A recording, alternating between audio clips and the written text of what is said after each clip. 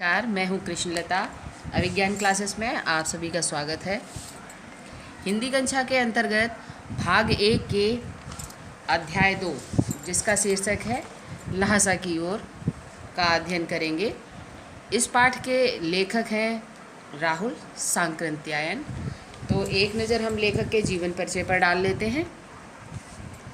राहुल सांकृत्यायन का जन्म 1893 में इस साहित्यकार का जन्म उत्तर प्रदेश के आजमगढ़ जिले के गांव पंदहा में हुआ था। उनकी संपूर्ण शिक्षा काशी, आगरा एवं लाहौर में हुई। सन 1930 में राहुल जी ने श्रीलंका की यात्रा की तथा बौद्ध धर्म से प्रेरित होकर उसे अपना लिया। वास्तव में बौद्ध धर्म अपनाने के बाद ही इनका नाम राहुल सांकृत्यायन पड़ा। साहित्य की दुनिया में इन्हें महापंडित भी कहते हैं, क्योंकि इनका पाली, प्राकृतिक, अपभ्रंश, तिब्बती, जापानी, चीनी, रूसी आदि अनेक भाषाओं पर अधिकार था। सन 1963 में वे परलोक सिधार गए। इनकी प्रमुख रचनाएं।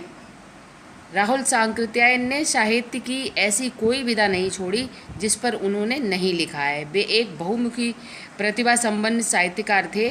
उन्होंने कहानी, उपन्यास, जीवनी, यात्रावृत्त, आत्मकथा, आलोचना, शोध आदि अनेक विधाओं में स्वयं को निपुण साबित किया। उन्होंने अनेक ग्रंथों का हिंदी में अनुवाद भी किया।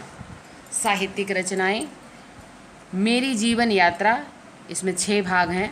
दर्शन दिग्दर्शन, 22वीं सदी, बोलगा से गंगा, भागो नहीं दुनिया को बदलो, दिमागी गुलामी, घुमक्कड़ शास्त्र। साहित्य के अतिरिक्त दर्शन, राजनीति, धर्म, इतिहास, विज्ञान आदि विभिन्न विषयों पर राहुल जी द्वारा रचित पुस्तकों की संख्या लगभग 150 है। साहित्यिक विशेषताएं। राहुल स्वभाव से घुमक्कड़ थे।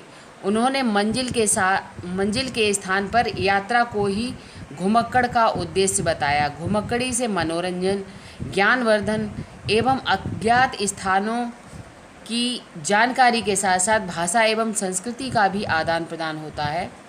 राहुल वर्णन की कला में निपुण हैं। रोचकता उनके लेखन का प्रधान गुण है। भाषा शैली। राहुल जी की भाषा शैली सरल, सहज एवं प्रभावात्मक शब्दों से परिपूर्ण है। उनकी रचनाओं में आंचलिक शब्दों की बहुलता के कारण भाषा में एक विशेष प्रवाह आ जाता है। उन्होंने हिंदी के अलावा उर्दू और अंग्रेजी के शब्दों का भी प्रयोग किया है। तो अब हम पाठ की तरफ आते हैं। पाठ का नाम है लहसा की ओर। एक नज़र हम पाठ के ऊपर डाल लेते हैं। क्या है हम पाठ के अंतर्गत दिए गए वृत्तांत यानी एक यात्रा की कथा है जो ये हम पढ़ेंगे। तो ये एक यात्रा का वृत्तांत है। दिए गए वृत्तांत में राहुल सांकृत्यायन ने अपनी पहली तिब्बत यात्रा का एक महत्वपूर्ण अंश प्रस्तुत किया है। सन 1929-30 में लेखक नेपाल के रास्ते तिब्बत गया था। उस समय चीन और भारत में सीमा विवाद चल रहा था, जिसके चलते भारतीयों का तिब्बत जाना वर्जित था। लेखक को वहां पहुंचने के लिए भिखारी बनने का नाटक करना पड़ा। इस यात्रा वृत्तांत में उन्होंने तिब्बती समाज के बारे में जानकारी तो दी ही, साथ ही उन्होंने राजधानी लहसा की ओर जाने वाले खतरनाक रास्तों का बखान बहुत ही रोमांचकारी ढंग से किया है। तो चलिए अब हम अध्ययन कार्य शुरू करते हैं।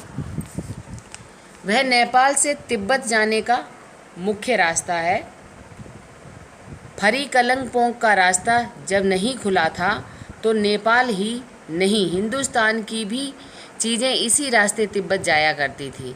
यह व्यापारिक ही नहीं, सैनिक रास्ता भी था। इसलिए जगह जगह फौजी चौकियां यानी जो फौजी दस्ते हैं उनका पड़ाव और किले बने हुए हैं, जिनमें कभी चीनी पलटन यानी सेना की टुकड़ी रहा करती थी। आजकल बहुत से फौजी मकान गिर चुके हैं। दुर्ग के किसी भाग में जहां किसानों ने अपना बसेरा यानी निवास बना लिया है, वहां कुछ घर आबाद दिखाई पड़ते हैं। ऐसे ही परित्यक्य यानी जो चीज़ छोड़ी जा चुकी हो उसे परित्यक्य बोलेंगे। ऐसी ही परित्यक्य एक चीनी किला था। हम वहाँ चाय पीने के लिए ठहरे। तिब्बत में यात्रियों के लिए बहुत सी तकलीफ़ें भी हैं और कुछ आराम की बातें भी। वहाँ जाति पाति छुआछूत का सवाल ही नहीं है और ना औरतें पर्दा ही करती हैं। बहुत निम्न श्रेणी के भिक्षमंगों को लोग चोरी के डर से घर के भीतर नहीं आने देते। नहीं तो आप बिल्कुल घर के भीतर चले जा सकते हैं, चाहे आप बिल्कुल अपरिचित हो। तब भी घर की बहू या सासू को अपनी झोली में से चाय दे सकते हैं, वह आपके लिए उसे पका देगी। मक्खन और सोडा नमक दे दीजिए, वह चाय चोंगी में कूटकर उसे दूध वाली चाय के रंग की बना के मिट्टी की टोटीदार बर्तन में रख के आपको दे देगी। यदि बैठक की जगह चूल्हे से दूर है और आपको डर है कि सारा मक्खन आपकी चाय में नहीं पड़ेगा, तो आप खुद जाकर चोंगी में चाय मथ कर ला सकते हैं। चाय का रंग तैयार हो जाने पर फिर नमक मक्खन डालने की ज़रूरत नहीं होती। परित्यक्य चीनी किले से जब हम चलने लगे तो एक आदमी राहदारी मांगने आया। राहदारी यानी जो रास्ते का कर होता है, वह मांगने आया। हमने वह दोनों चिटें उसे दे दी। शायद उसी दिन हम थोंगला, ये एक तिब्बती सीमा का स्थान है, थोंगला के पहले के आखिरी गांव में पहुंच गए। यहाँ भी सुमति के जान पहचान के आदमी थे और भिखमंगे रहते भी। ठहरने के लिए अच्छी जगह मिली। 5 साल बाद हम इसी रास्ते लौटे थे और भिखमंगे नहीं, एक भद्र यात्री के वेश में घोड़ों पर सवार होकर आए थे। किंतु उस वक्त किसी ने हमें रहने के लिए जगह नहीं दी और हम गांव के एक सबसे गरीब झोपड़े में ठहरे। बहुत कुछ लोगों की उस वक्त की मनोवृत्ति पर ही निर्भर है, खासकर शाम के वक्त छंग पीकर। छंग एक तिब्बती शराब को बोलते हैं, बहुत कम होश हवास को दुरुस्त रखते हैं। अब हमें सबसे बिकट डांडा यानी जो ऊंची ज़मीन होती है, थोंगला पार करना था।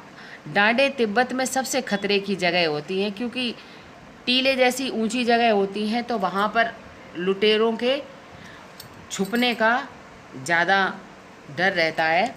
16-17 हज़ार फीट की ऊंचाई होने के कारण उनके दोनों तरफ मीलों तक कोई गांव गिराव नहीं होते। नदियों के मोड़ और पहाड़ों के कोनों के कारण बहुत दूर तक आदमी को देखा नहीं जा सकता। डाकुओं के लिए यही सबसे अच्छी जगह है।